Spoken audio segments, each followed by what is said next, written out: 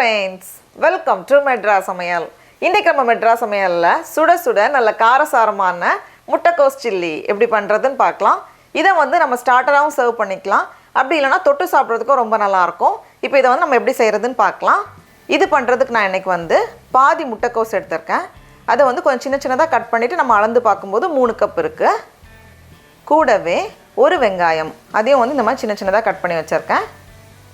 அப்புறமா 1/4 டீஸ்பூன் போல கரம் மசாலா, 1 டீஸ்பூன் மிளகாய் தூள், கூடவே 3 டேபிள் ஸ்பூன் சோள மாவு, 5 டேபிள் ஸ்பூன் மைதா மாவு, கூடவே தேவையான அளவு உப்பு எல்லாத்தையும் சேர்த்துட்டு நம்ம நல்லா கலந்து வச்சிடலாம். தண்ணி வந்து ரொம்ப தேவைப்படாது, தேவைப்பட்டுச்சுன்னா மட்டும் கொஞ்சமாக தண்ணி சேர்த்துக்கோங்க, அதிகமாக தண்ணி நம்ம சேர்த்துற வேண்டாம். எல்லாத்தையும் சேர்த்து பைண்ட் பண்ணாலே போதும். பாருங்கள் இந்த மாதிரி. இப்போ இதை வந்து நம்ம எண்ணெயில் சேர்த்து பொரிக்கணும். நான் வந்து ரொம்ப கம்மியாக தான் எண்ணெய் வச்சுருக்கேன். நம்ம வந்து பேன் ஃப்ரை பண்ணுற அளவுக்கு எண்ணெய் போதும். எண்ணெய் வந்து மீடியம் ஹீட்டில் வச்சுக்கோங்க. குறைவான சூடில் இருந்துச்சுன்னா நிறைய எண்ணெய் குடிக்கும், அதனால அதிகமான சூடில் இருந்துச்சுன்னா சீக்கிரம் கரைஞ்சிரும். அதனால் வந்து மீடியமை விட கொஞ்சம் அதிகமாக வச்சுருக்கேன். வச்சுட்டு இது வந்து ஒரு பக்கம் நல்லா பொரிஞ்சு வந்ததும் நம்ம இதை வந்து திருப்பி போட்டுட்டு 2 பக்கமும் நல்லா பொரிஞ்சு வரட்டும்.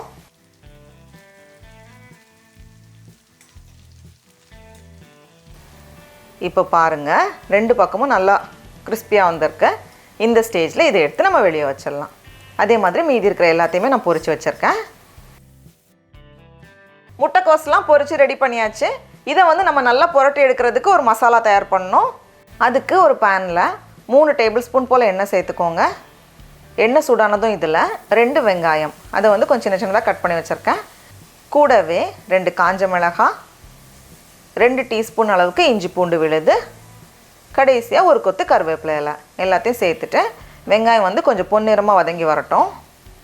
இப்போது வெங்காயம் இந்த மாதிரி நல்லா வதங்கினதும் இதில் மசாலா சேர்க்கணும். நம்ம 1/2 டீஸ்பூன் போல் கரம் மசாலா, கூடவே 1/2 டீஸ்பூன் மல்லித்தூள், அப்புறமா காரத்துக்கேற்ப மிளகாய் தூள் நான் வந்து 1 டீஸ்பூன் வச்சுருக்கேன். கடைசியாக தேவையான அளவு உப்பு எல்லாத்தையும் சேர்த்துட்டு நம்ம நல்லா கலந்து வச்சிடலாம். இந்த மாதிரி நல்லா கலந்ததுக்கப்புறமா இதில் 2 தக்காளி அதை வந்து மிக்சியில் மாற்றிட்டு நல்லா அரைச்சி எடுத்துகிட்டு வந்திருக்கேன். இது வந்து 1 கப். ரொம்ப பெரிய தக்காளினா நமக்கு வந்து 1.5 தக்காளி போதும். மீடியம் சைஸ் தக்காளியில் 2 சேர்த்துட்டு வெங்காயம் தக்காளியெல்லாம் நல்லா வதங்கி வரணும். அந்த பச்சை ஸ்மெல் எதுவுமே இருக்கக்கூடாது. இப்போ பார்த்தோம் அப்படின்னா வெங்காயம் தக்காளி மசாலாலாம் நல்லா வதங்கி வந்திருக்கு. லைட்டாக எண்ணெய் பிரிய ஆரம்பிச்சிருக்கு. இந்த ஸ்டேஜில் கொஞ்சமாக தண்ணி 2லேருந்து 3 டேபிள் ஸ்பூன் போல் தண்ணி சேர்த்துக்கோங்க. சேர்த்துட்டு இதை வந்து ஒரு வாட்டி கலந்துட்டு நம்ம வந்து பொரிச்சு வச்சுருக்க முட்டைக்கோஸ்லாம் உள்ளே சேர்த்துக்கலாம்.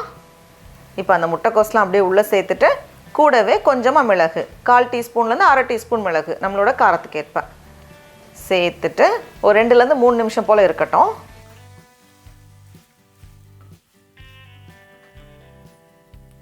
இப்போ பார்த்தோம் அப்படின்னா சூப்பராக ரெடியாகி இருக்கு.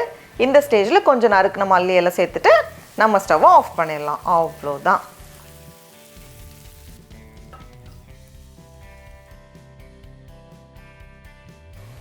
பாருங்கள் செம்ம சூப்பராக இருக்குது. டடா, நம்மளோட முட்டைக்கோஸ் சில்லி ரெடியாக இருக்குது. இப்போ நம்ம டேஸ்ட் பண்ணி பார்க்கலாமா? ரொம்ப ரொம்ப நல்லாயிருக்கு. நீங்களும் கண்டிப்பாக இந்த ரெசிபியை வீட்டில் செஞ்சு பாருங்கள். உங்களுக்கு இந்த வீடியோ பிடிச்சிருந்துச்சுன்னா மெட்ராஸ் சமையலுக்கு சப்ஸ்கிரைப் பண்ணுங்கள். நாவின் சுவை அரும்புகள் மலரட்டும்.